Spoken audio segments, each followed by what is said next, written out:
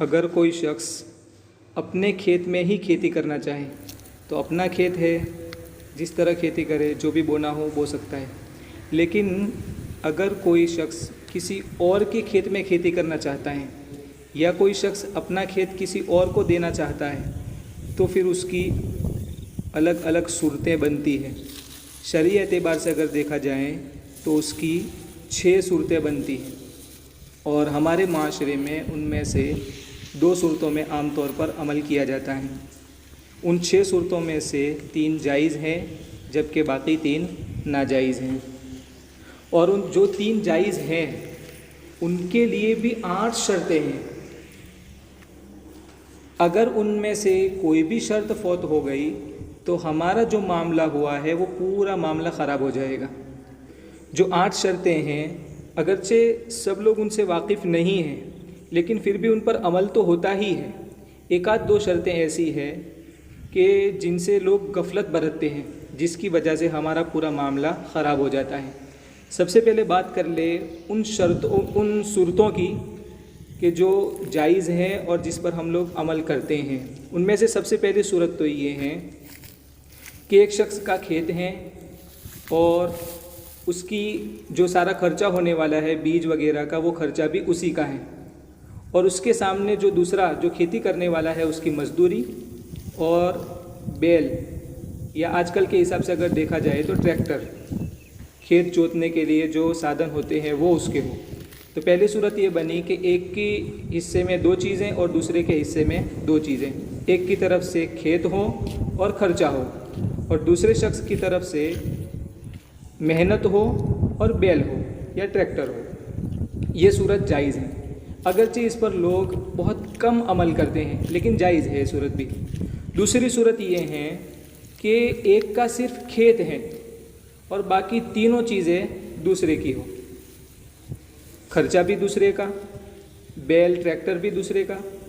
اور جو سامنے والا ہے اس کا محنت بھی اسی کی۔ تو جو محنت کر رہا ہے وہ دونوں چیزیں کرے،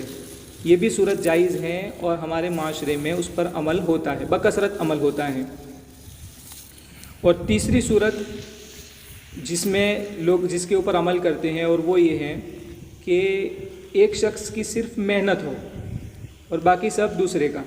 کھیت بھی اسی کا، خرچہ بھی اسی کا، بیل ٹریکٹر بھی اسی کا،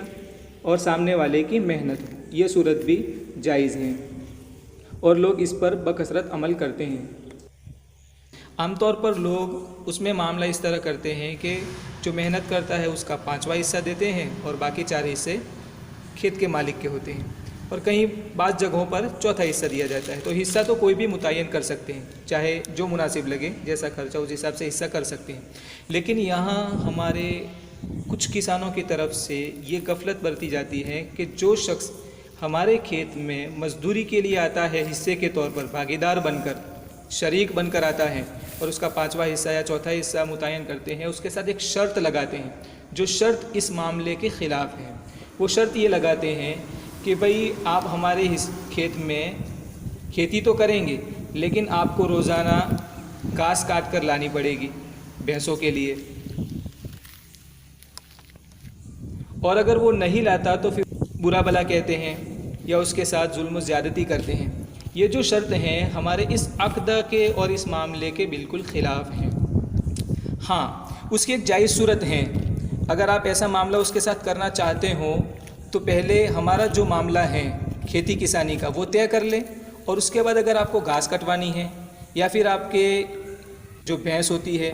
ان کی خدمت کروانی ہے، گھر کی خدمت کروانی ہے، تو اس کے لیے الگ سے کوئی اجرت متعین کر دیں۔ تو اس طریقے سے اس کا دل بھی نہیں دکھے گا اور آپ کا کام بھی ہو جائے گا۔ لیکن اگر کوئی شخص یہ سمجھے کہ جب وہ ہمارے کھیت میں مزدوری کر رہا ہے، کھیتی کر رہا ہے، تو وہ اس کا حق ہے لہذا اس کو کرنا پڑے گا، یہ تو یہ سراسر ظلم ہے، ایسا ہم نہیں کر سکتے ہیں۔ شریعت مطہرہ ظلم کی ذرہ برابر اجازت نہیں دیتی ہے۔ آگے اس سلسلے میں انشاءاللہ اور بھی مسائل آتے رہیں گے، لہذا چینل کو سبسکرائب کریں اور جتنا ہو سکے امت مسلمہ تک اس ویڈیو کو پہنچائے تاکہ امت مسلمہ اور خاص طور پر کھیتی کسانی سے تعلق رکھنے والے لوگ اس سے واقف ہوں اور ان مسائل پر عمل کرنے والے بن جائیں۔ اللہ تعالی عمل کی توفیق عطا